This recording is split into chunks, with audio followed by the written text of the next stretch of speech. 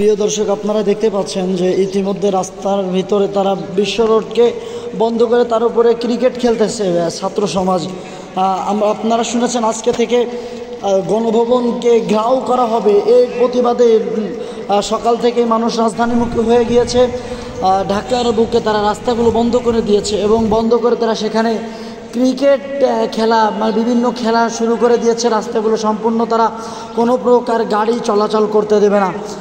এছাড়া ছাত্ররা সম্পূর্ণ আন্দোলন করার জন্য নিজেকে প্রস্তুত করতেছেন। এদিকে সেনাবাহিনী টহল নিয়ে তারা গণভবন বিভিন্ন জায়গায় তারা স্তূপ করেছে। ছাত্ররা প্রতিমধ্যে রাস্তাগুলো বন্ধ করে দিয়েছে যাতে করে কোনো প্রকারের গাড়ি ঢুকতে না পারে, কোনো স্বৈরাচারী গাড়ি, কোনো সেনাবাহিনী পুলিশের গাড়ি যেন ঢুকতে না পারে। ছাত্ররা এই বিষয়টি খুব খেয়াল করে দেখতেছে। বিশেষ করে আমরা খেয়াল করলে দেখতে পাবো যে রাস্তার মাঝখানে তারা গাড়িকে আড় করে দিয়েছে যাতে করে কোনো গাড়ি ঢুকতে না পারে। যদি কোনো গাড়ি ঢুকতেছে তাকে জিজ্ঞাসাবাদ করে তারপরে তাকে বের হতে হচ্ছে এবং ঢুকতে হচ্ছে।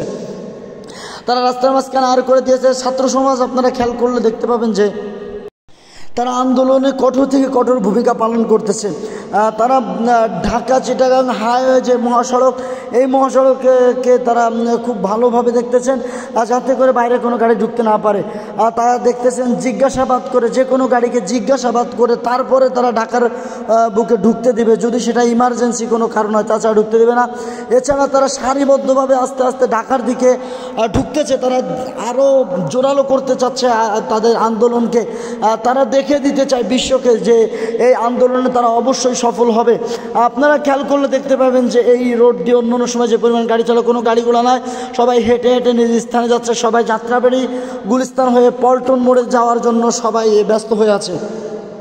গাড়ি আড় করার বিষয়টা জানতে চাইলে তারা বলা হয়েছে সারাদিন গাড়ি এভাবে আড় করে থাকবে এবং আমাদের পক্ষ থেকে এখানে কিছু লোক থাকবে, তারা কোনো প্রকার গাড়ি ঢুকতে দিবে না। গাড়ি এভাবে আড় করাই থাকবে, প্রত্যেকটা রাস্তা প্রত্যেকটা গেট বন্ধ থাকবে। তবে যারা আন্দোলন করতে আসবে অবশ্যই তাদেরকে ছেড়ে দেওয়া হবে। এছাড়া আপনারা একটা জিনিস দেখতে পাবেন যে ছাত্ররা এখানে সকালবেলা তারা তাদের প্রস্তুতি নিচ্ছে, তারা আন্দোলনে যাবে। হালাল নিউজের পক্ষ থেকে যখন জানার চেষ্টা করা হয় যে তাদের আন্দোলন আর কতদিন চলবে, তখন তারা বলতে থাকে যে তাদের আন্দোলন যতক্ষণ পর্যন্ত তাদের এক দফা এক দাবি এক দফা এক শেখ হাসিনার পদত্যাগ, তারা এইটা নিয়ে নামছে যে তারা যে একটা দফা এক দাবি করতেছে, তারা তাদের দাবি যখন পূরণ হবে অবশ্যই তারা তাদের বিষয়টা খতিয়ে দেখবে।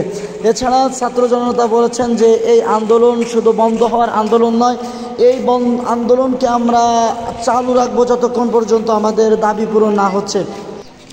এই আন্দোলনকে টিকিয়ে রাখার জন্য শুধু ছাত্র নয়, ছাত্র সমাজ থেকে ছাত্রদেরকে সাহায্য করার জন্য ছোট ক্ষুদে শিক্ষার্থী থেকে নিয়ে শুরু করে শিক্ষার্থী এবং প্রত্যেক বয়সের মানুষ, তার মা বাবা এবং মাদ্রাসার ছাত্র সবাই কিন্তু এই আন্দোলনের শরিক হচ্ছে। ঢাকার অবস্থা খুবই নাজেহাল, যেটা না দেখলে বিশ্বাস করার মতোই নয়, স্বচক্ষে দেখার প্রয়োজন আছে।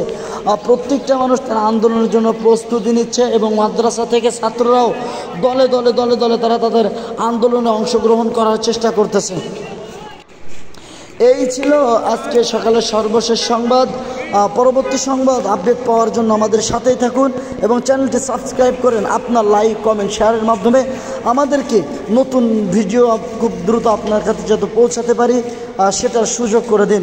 হালাল ধ্বনি, যাত্রাবাড়ি, ঢাকা।